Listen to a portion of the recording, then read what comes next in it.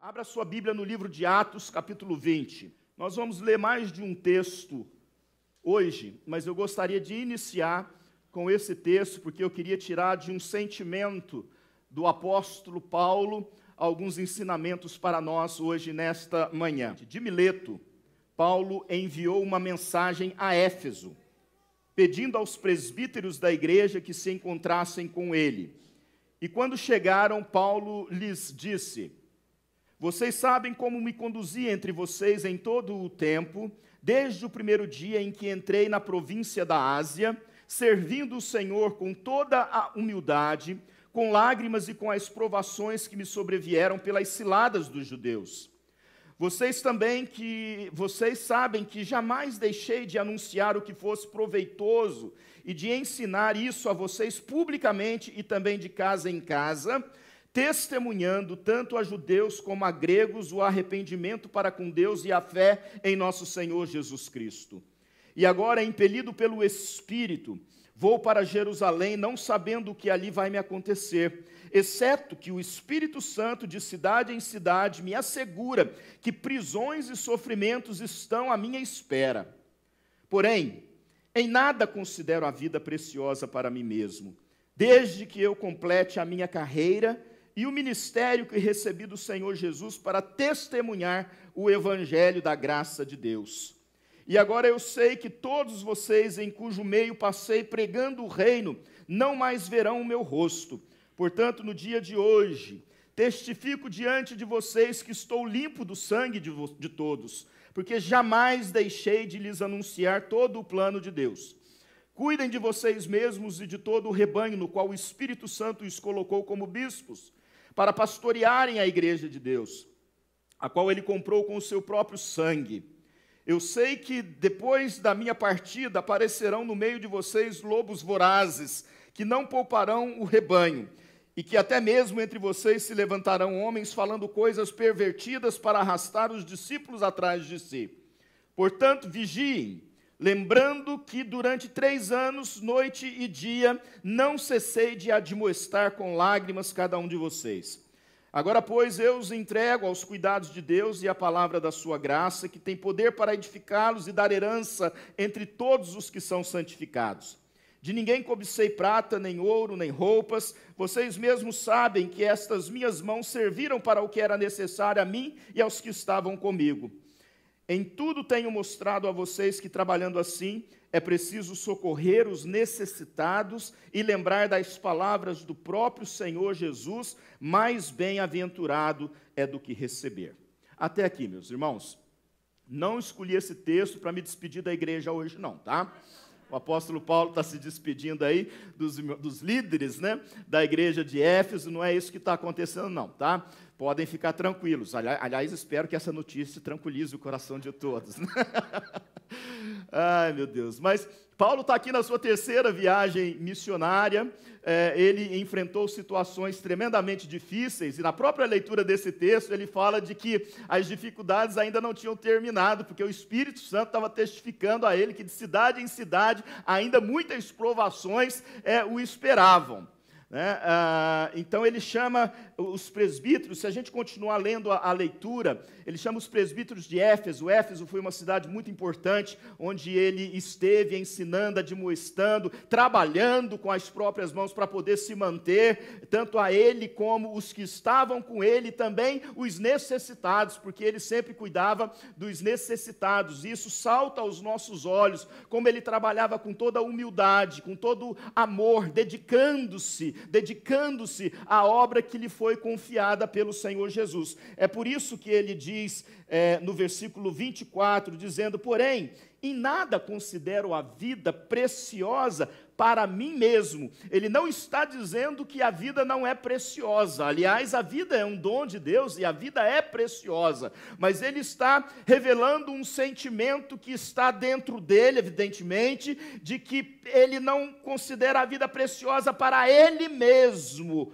Contanto, diz o versículo que eu perdi aqui, que desde que eu complete a minha carreira e o ministério que recebi do Senhor Jesus para testemunhar o evangelho da graça de Deus. O prazer na vida, a alegria do apóstolo Paulo na vida estava exatamente em completar esse ministério que ele recebeu do Senhor Jesus para testemunhar o evangelho e o evangelho da graça para todas as pessoas. E certamente nós que conhecemos a história sabemos que ele fez isso muito bem.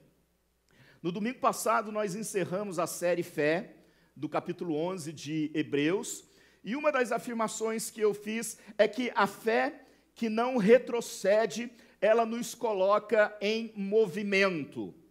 Não existe fé só no sentido abstrato, subjetivo da palavra. A fé é algo que tem que nos colocar em movimento. Abraão foi chamado, ele deixou a terra da sua parentela, ele foi para onde Deus lhe mostrou. Enoque andou com Deus, ele estava em movimento. Abel ofereceu um sacrifício melhor. E o que dizer dos demais heróis da fé e o que dizer daqueles que estavam ali e estão ali no capítulo 11, que nós não conhecemos, mas sabemos foram honrados por tudo aquilo que eles fizeram na fé, pela fé, em nome de Deus, para o reino de Deus. Eu queria ler também, se você quiser me acompanhar, marque aí a sua Bíblia em Atos capítulo 20, mas Tiago, capítulo 2, esse é um texto muito clássico sobre obras, sobre o movimento da fé.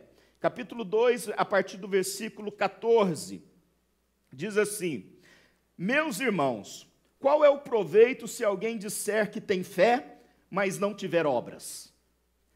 Será que essa fé pode salvá-lo? Se um irmão ou uma irmã estiverem com falta de roupa e necessitando do alimento diário, e um de vocês lhes disser, vão em paz, tratem de se aquecer e de se alimentar bem, mas não lhes dão o necessário para o corpo, qual é o proveito disso? Assim também a fé, se não tiver obras, por si só, está morta. Mas alguém dirá, você tem fé e eu tenho obras. Mostre-me essa sua fé sem as obras, e eu com as obras lhe mostrarei a minha fé. Que coisa linda, né? Então, a fé em movimento é isso, como eu disse, a gente tem que ter obras. Primeiro a fé, depois as obras. Primeiro eu tenho uma experiência pessoal com Deus por meio de Jesus Cristo, seu único Filho, e recebo o Espírito Santo. E passo agora, a partir de então, ser chamado filho de Deus, filha de Deus, ser parte da igreja de Deus, ser parte da família de Deus. Que honra, que privilégio é essa que o Senhor nos concede em Cristo de Jesus, de fazermos nós parte da sua família. E Ele faz isso derramando em nosso coração. A Bíblia diz que a fé é um dom de Deus, ela não vem de nós para que ninguém se glorie. Oh, que coisa maravilhosa, como Deus é bondoso. É Ele quem nos chama para viver na fé, é Ele quem nos chama para prosseguir na fé, é Ele quem nos chama para estarmos sempre em movimento na fé. Movimento na fé. E voltando agora para o texto de Atos, para o pensamento do apóstolo Paulo, aqui quando ele fala, olha, de nada é a vida preciosa para mim, a pergunta que nós fazemos é qual é então, ou o que é aquilo que nos dá um verdadeiro sentido para viver? O que nos motiva? O que nos faz caminhar? O que nos faz sentirmos realizados e plenos? Nós podemos ter muitas experiências na nossa vida. Nós temos a experiência de encontrar aquele ou aquela que vai ser o nosso companheiro por toda a vida. E isso nos traz alegria. Nós temos a experiência de ter filhos e formarmos uma família. E mesmo quando os filhos dão trabalho, eles ainda continuam sendo para nós um motivo de alegria e nos dedicamos a esses filhos. Nós nos realizamos profissionalmente, nós conquistamos coisas que nós desejamos, nós realizamos sonhos que planejamos e tudo isso traz uma certa alegria para nós. Mas será que tudo isso satisfaz?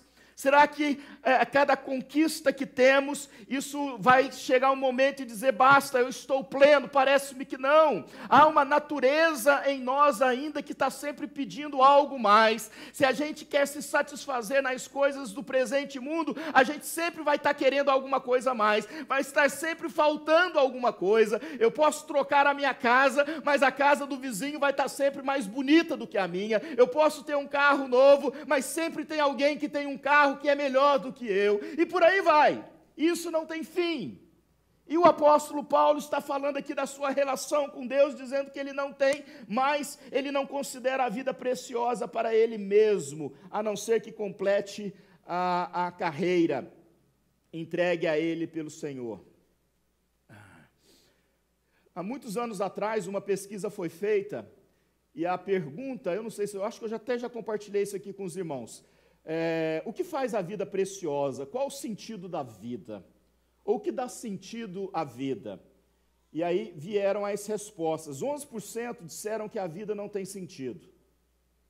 4% disseram que a vida é absurda e qualquer sentido que se possa dar a ela não faz sentido, porque nós estamos aí à mercê do acaso. 13% disseram que a vida é mistério. 5% disseram que cada ser humano deve criar o sentido da sua própria vida.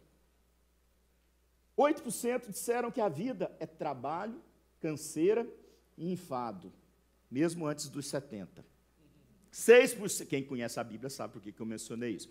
6% disseram que o sentido está no autodesenvolvimento.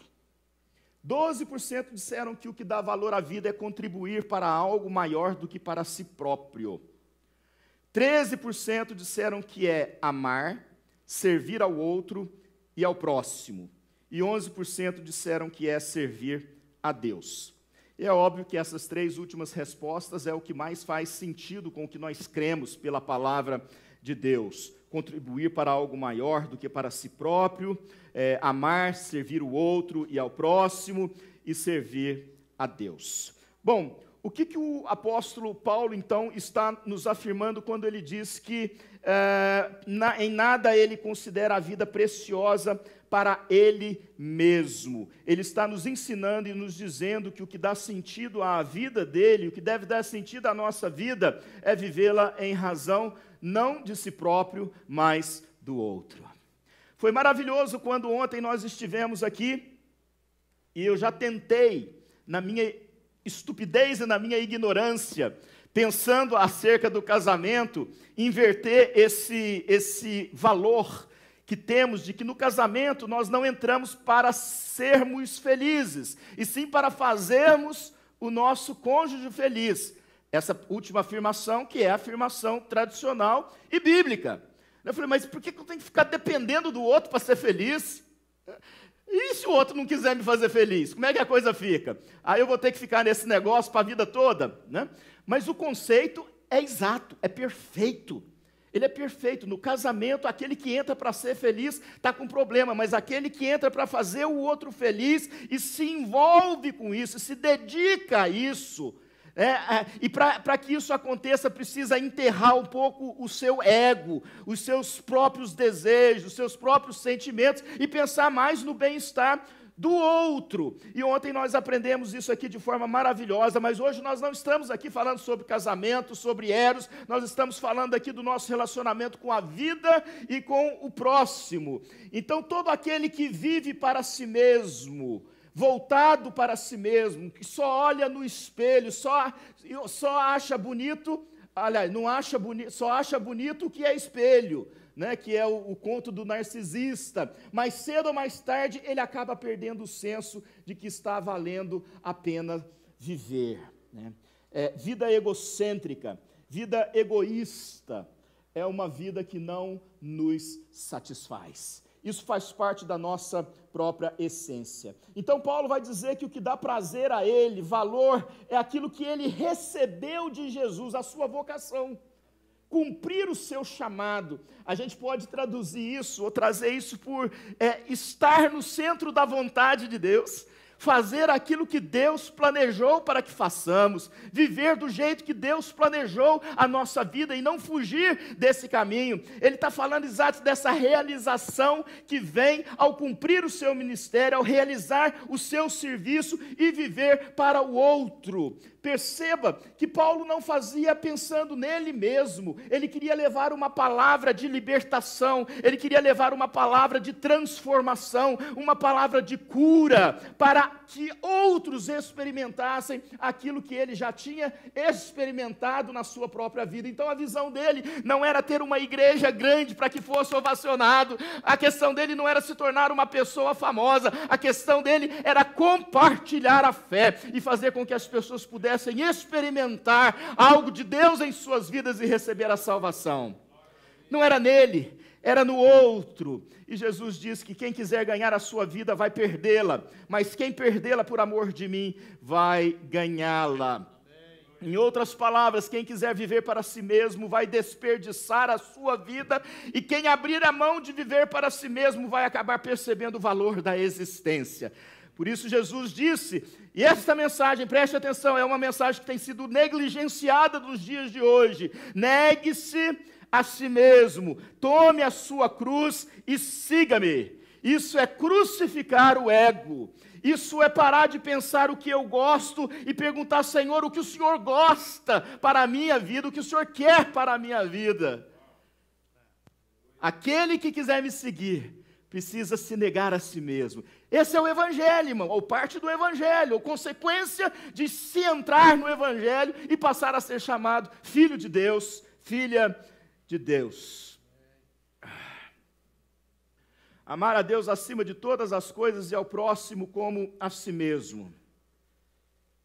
Em outras palavras, só vive a vida com Deus e para Deus quem ama o próximo e quem se dedica a Ele. Bom, essa é a primeira afirmação que nós fazemos a partir desse versículo, de que o que dá sentido à vida é vivê-la em razão do outro. A segunda afirmação que nós queremos fazer a partir disso é, na verdade, constatar um problema que existe entre nós.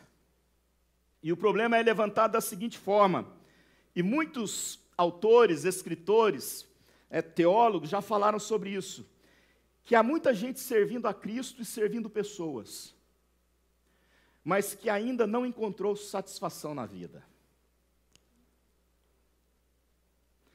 Pastor, eu estou entendendo esse negócio de se dedicar ao outro. Eu até tenho me esforçado, eu até tenho feito muito isso. Eu ouço de esposas aqui dentro da igreja falando de seus maridos sobre isso. Ele é bom, ele ajuda o próximo e vice-versa. Eu tenho ouvido esse testemunho, mas há muitas pessoas que ainda continuam não satisfeitas, não experimentam aquele estado de espírito que a gente chama de estado de graça. Se o Senhor vier e me buscar, eu estou pronto para encontrar com Ele. Há uma inquietação, há uma angústia, há uma ansiedade, mesmo fazendo bem ao próximo, mesmo me esforçando para não ser egoísta. E a resposta que esses escritores e teólogos dão para essa questão é que, para a nossa compreensão, é necessário entender que até para servir tem que ter como critério a perspectiva do Evangelho da graça de Deus. O Evangelho da graça de Deus. Nós temos isso aí também no versículo 24, porque ele continua falando que ele vive a vida preciosa para o outro, não para ele mesmo, mas ele, desde que ele complete a carreira e o ministério que recebeu do Senhor Jesus para testemunhar o quê? O Evangelho da graça de Deus. O que significa isso? Que não basta ser um arauto, não basta pregar, não basta anunciar, é preciso viver o Evangelho da graça de Deus, na prática, nos nossos relacionamentos, em tudo o que nós fazemos. E aí a pergunta, cuja resposta todos vocês sabem, o que é a graça de Deus? A graça de Deus é um favor imerecido. Um favor graça está relacionado teologicamente, biblicamente, em receber algo que nós não merecemos. Deus, no seu amor, na sua misericórdia, apesar de nós, apesar dos nossos pecados, apesar da nossa cabeça dura, apesar das coisas erradas que nós fazemos, apesar das decisões erradas, das palavras erradas, Ele se manifesta ainda. Ele se manifesta ainda na nossa vida. Por quê? Por causa da sua graça. Não é mérito, é o amor que sobrepuja, é a misericórdia que sobrepuja. Não sou eu quem conquisto isso de Deus, é Ele quem traz a mim, mesmo não sendo eu capaz de conquistar, ou talvez exatamente por não ser capaz de conquistar. Isso deveria, irmãos, gerar em nós uma explosão de alegria, de entusiasmo, por entender o quanto Deus é bom, misericordioso para conosco. Sabe, eu deveria estar aqui ouvindo aleluia, glória a Deus. Mas eu sei que vocês são presbiterianos, então não tem jeito, né? Só faz oração silenciosa, glória a Deus, tudo silencioso, né? Mas eu sei que no fundo vocês estão falando aí. Gente, brincadeira, eu sei que aqui na nossa igreja nós somos o caldeirão do Senhor, né? Tem batista, presbiteriano, assembleiano, comunidade, tem de tudo, né? Todos unidos no mesmo Senhor, né? Tem quadrangular, né, Tânia? Tem que falar, senão os irmãos ficam ofendidos, né? Jesus salva, Jesus cura, Jesus liberta, e Jesus... Tem tudo, gente, tem tudo, né? E glória a Deus que a gente consegue conviver com tudo isso, né? Então, o que acontece? Nós somos impregnados hoje com essa cultura do crédito, do débito. Se eu pagar as minhas contas direitinho e não tiver no meu histórico nenhum vermelhinho ali de que eu esqueci de pagar aquela conta, o meu credit score vai subir. Né? Mas se eu não cuidar das minhas coisas direitinho, se eu esquecer de pagar uma conta, não paguei o financiamento do carro, da casa, alguma coisa, o que vai acontecer? Vai ser reportado para aquelas 3 empresas que cuidam do crédito da gente aqui. E aí, vai lá para baixo. Não é isso? Isso é o quê? É meritório. Então, isso está impregnado em nós. Impregnado em nós. Os nossos filhos, e nós fazemos isso por amor. Se eles cumprem as obrigações direitinho, a gente faz agrado, a gente atende os pedidos, a gente deixa ir para a casa do amigo, faz um sleepover, faz aquilo. Mas se não, o que a gente fala? Não tem, está de castigo. Não vai ganhar. Não vai ganhar. O Bibi está ouvindo? Ó? É assim mesmo. São regras, gente, são regras. Alguém aqui recebe salário sem trabalhar?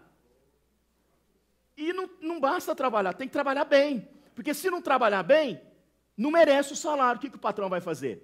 Vai mandar embora. Então, nós estamos impregnados. Nós fazemos coisas e esperamos sempre algo em troca. Sempre algo em troca. Mas o evangelho da graça, nós não temos o que fazer.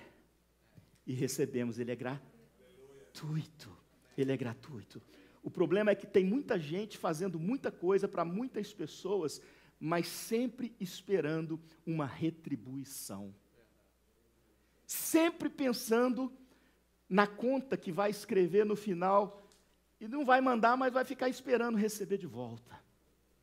Você está entendendo? Esse é o problema das obras.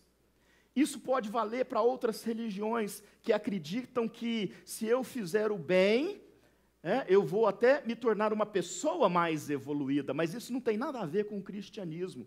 O cristianismo é a gente se doar, é a gente fazer e a gente não esperar nada em troca. Ou seja, o que eu faço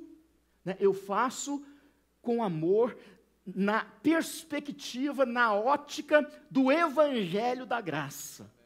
Eu sei que isso é difícil para nós, porque nós somos humanos, nós sempre esperamos alguma coisa. A gente como pastor, e o conselho aí vai me permitir dizer isso, a gente gosta de receber pessoas, a gente gosta de ajudar pessoas, isso é um prazer enorme. Aliás, o DNA da nossa igreja vem desde a sua inauguração com o pastor Wesley, é exatamente ser uma igreja que serve, voltada para a comunidade, e sem esperar nada em troca, não é isso? Irene, quem é a turma que está aqui mais velha aí? Cadê a turma? É desse jeito, pastor Wesley sempre nos ensinou com isso. Mas, por outro lado, quando a gente recebe, faz o bem, e aí, de repente, a pessoa, ô pastor, tchau, estou indo embora. Vou dar um mergulho ali no Small Lake. Aí, a gente fica, a gente fez ou não fez? Fez querendo só fazer por fazer, sem receber nada em troca, ou estava negociando? Então a gente não pode negociar com as coisas de Deus. Com as coisas de Deus a gente não negocia, né? Essa semana, a minha esposa disse assim, que uma amiga dela falou, olha, ligou para ela, falou assim, olha, está chegando fulano assim, você me ajuda a ajudar essa família, né, que está chegando. Aí ela falou para mim, você posso falar, amor? Não vou falar nome, não. Agora já comecei a contar a história, ué. O povo vai morrer de curiosidade se eu não contar. Aí a minha esposa soltou uma que eu fiquei assim, é isso mesmo, né? E depois fui preparar o sermão de domingo, falei, não é nada disso. Ah, Jesus, como a carne nos sufoca e faz a gente pensar besteira, né? Porque ela respondeu para a amiga dela assim, sim, eu vou ajudar, vou fazer tudo o que for preciso, só que é o seguinte, eu quero conhecer eles lá na igreja. Se não for na igreja, eu não vou ajudar, né? Então faz sentido, não faz sentido? Faz sentido. Mas não faz sentido. Por quê? Porque a gente não pode estar apegado a nenhum tipo de recompensa. A gente não serve a Deus pensando em troféu. A gente serve por servir. Sabe? E o fruto desse serviço, a Bíblia diz que está lá no alto. É lá no alto, você está entendendo? Então, cuidado para não se tornar uma pessoa egoísta nesse mundo materialista. Jesus nunca foi assim. E cuidado para não servir apenas pensando naquilo que você vai receber em troca. Pregue o evangelho da graça, mas viva na prática o evangelho da graça. Amém. Amém. Amém. Então vamos caminhar para o final aqui? Vamos lá.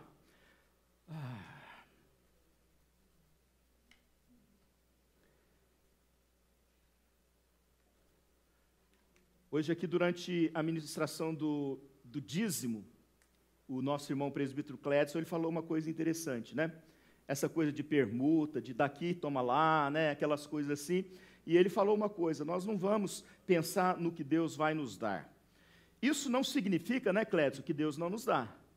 Isso não significa que Deus não estende a mão. Porque se fosse assim, a gente tinha que parar de orar, né? De pedir para Deus curar, para pedir para Deus abrir as portas, né? Para Deus nos dar uma vida com uma condição melhor, nos ajudar nas nossas enfermidades, na formação dos nossos filhos. Não, Deus nos abençoa constantemente e Ele tem prazer em fazer isso. A Bíblia diz que Ele se inclina. É claro que essa é uma linguagem antropomórfica. Ele se inclina para ver o que se passa no céu, como se tivesse céu.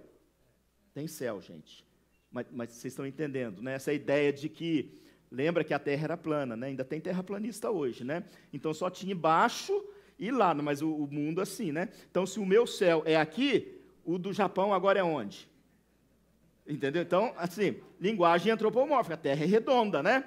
Então, mas é para explicar o desejo de Deus, ele se movimenta para ver o que se passa na terra. Esse é o interesse dele. Mas nós precisamos nos livrar desse interesse e fazer só aquilo que Deus fala que nós temos que fazer. O apóstolo Paulo entendeu perfeitamente isso. Ele não foi testemunha ocular do ministério de Jesus, ele foi um apóstolo tardio, se converteu no caminho de Damasco, quando o Senhor lhe apareceu, mas ele aprendeu, ele foi para Damasco, ele foi ter aquele seu retiro, aquele tempo de preparo, e ele pôde conhecer a pessoa de Jesus e os ensinamentos de Jesus, e Jesus certa vez disse aos seus discípulos, olha, buscai pois em primeiro lugar o seu reino, a sua justiça, e todas as outras coisas vos serão acrescentadas.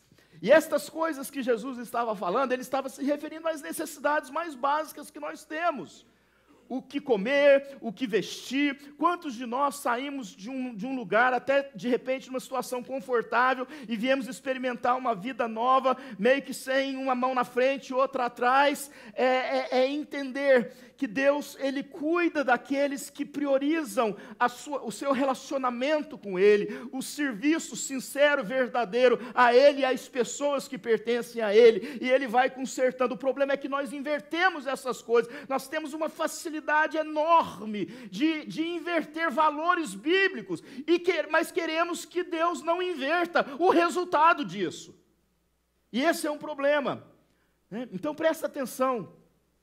Eu sei que dia de sábado na Bíblia significa dia de descanso, pode ser a segunda, a terça, a quarta, a quinta, a sexta, sábado, domingo, o dia que for.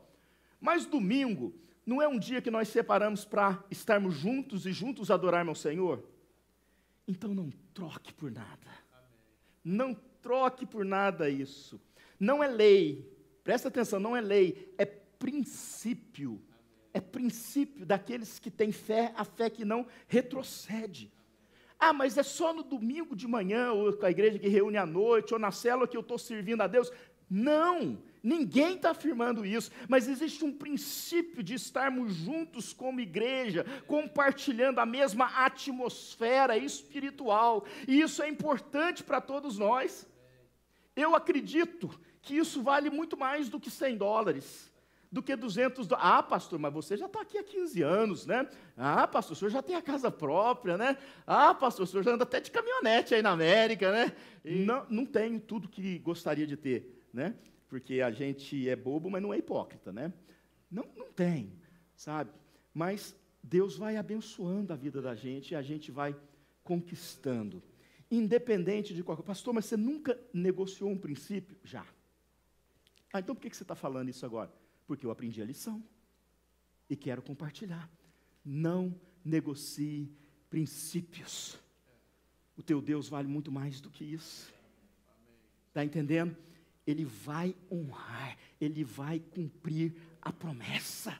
Nós andamos com fé e a nossa fé não retrocede, andamos pela fé, primeiro a fé que Ele vai cumprir cada uma das suas promessas. Nós não precisamos trapacear, nós não precisamos negociar o inegociável, nós precisamos continuar caminhando. Amém? Amém, irmãos? Amém. Então vamos combinar o seguinte, domingo que vem todo mundo aqui de novo e traz mais um. Tá bom? Vamos encher esse lugar, vamos lá, hein? Porque senão Deus não abençoa. Mentira. Ok, vou terminar contando uma história e depois ler mais alguns textos bíblicos aqui para a gente terminar. Eu já contei essa história aqui, mas tem gente que não estava aqui, eu vou contar de novo. A gente precisa ter em mente alguma coisa, que a nossa vida, como o apóstolo Paulo falou, ela não tem um propósito em nós mesmos e ela não termina aqui. Sabe, a gente caminha olhando para a promessa do Senhor, de que um dia nós encontraremos e viveremos no novo céu e na nova terra, onde não haverá problema, onde não haverá nem choro, nem ranger de dentes. E conta a história aí dos evangelistas, dos missionários, que certa vez um casal de missionários, depois de servir as missões, a igreja, durante toda uma vida, já velhinhos, na hora de aposentar, resolveu voltar para a sua casa. Resolveu voltar para a sua cidadezinha, para viver a aposentadoria ali. Fizeram todos os planos, fizeram todos os contatos, deixaram outros missionários cuidando das sedes de missões, era hora de voltar para casa. E diz que eles pegaram, então, um navio e, durante a viagem, começaram a imaginar como seria a chegada naquele porto, próximo da sua cidade. E eles começaram a imaginar quantas pessoas, irmãos na fé, inclusive aqueles que colaboraram financeiramente durante todos os anos com a sua missão, aqueles irmãos iam estar ali para recebê-los com alegria, para fazer uma festa, quem sabe com instrumentos musicais, com uma banda, faixas, welcome back, welcome home, e coisas dessa forma. E diz que quando o navio chegou, eles olharam assim, e viram uma pequena multidão esperando alguém, mas não eram eles. Parece que estava esperando uma outra pessoa importante, e essa pessoa importante desceu primeiro, e aquelas poucas pessoas que estavam ali foram embora, e eles ficaram decepcionados. Como assim? Cadê a minha igreja que me enviou? Cadê os meus irmãos que passavam mensagem no WhatsApp falando que estavam orando por mim, que até mandava lá 5, 10, 15, 20 dólares? Cadê esse povo? Ninguém está aqui. E aí o homem falou assim, não, já sei. Eles estão lá em casa. Porque lá em casa tem cozinha, tem fogão, eles estão preparando uma festa. Não é aqui a festa. Não é aqui que a gente vai ser honrado. Então vamos para casa. E foram para casa. E de longe eles perceberam que não havia movimento nenhum na casa. O homem pensou, é porque é festa surpresa. A hora que a gente entrar, a luz acende, e vai começar a festa e nós vamos ser honrados por todos esses anos servindo a Deus em terras estranhas. E eles entram naquele lugar, não tinha ninguém ali. E aí a ficha cai. Ninguém veio nos receber. Ninguém veio nos agradecer pelos nossos serviços. Ninguém veio nos cumprimentar por todos esses anos que dedicamos a nossa vida em lugares hostis, correndo risco da própria vida. E então, aquele homem ficou chateado e disse para sua mulher, eu preciso falar com Deus. Eu preciso ficar sozinho, eu preciso caminhar. E disse que ele saiu para fazer uma caminhada e conversar com Deus, tipo assim, e aí, Senhor, que história é essa? Que história é essa? Depois de todos esses anos, depois de todo esse sacrifício, de tudo o que nós fizemos pela causa, pela obra, nós chegamos em casa, não tem uma alma sequer para nos cumprimentar, não tem um bolinho simples, caseiro, preparado para nos alimentar, absolutamente nada. Que volta para casa triste é essa? E ele voltou então, depois dessa conversa. E a sua esposa lhe perguntou, e aí? Falou com Deus? Ele falou, falei. Então, o que ele disse? Ele disse que nós ainda não chegamos em casa. A nossa casa não é aqui. Você está entendendo? Cuide-se para não se tornar uma pessoa seca, egoísta, que pensa só em você mesmo. Decida ser alguém que serve a Deus, servindo as pessoas, servindo o próximo, sem esperar receber nada em troca. Quer um exemplo disso? O Ministério de Louvor pode vir à frente.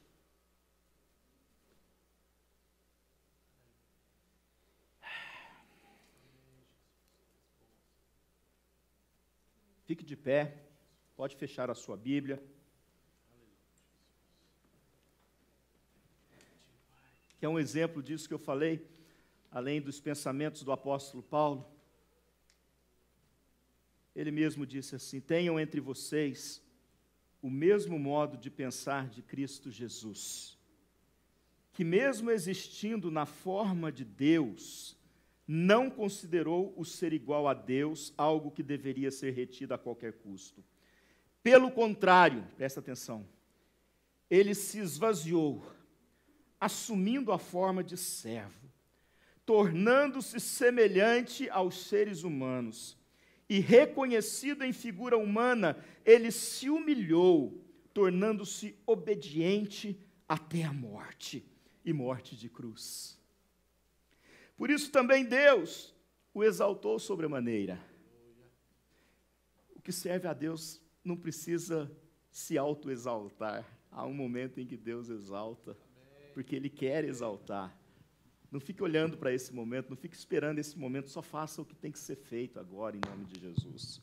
Por isso também Deus o exaltou sobremaneira, e lhe deu o nome que está acima de todo nome, para que ao nome de Jesus se dobre todo o joelho, nos céus, na terra e debaixo da terra, e toda língua confesse que Jesus Cristo é Senhor, para a glória de Deus Pai. Amém.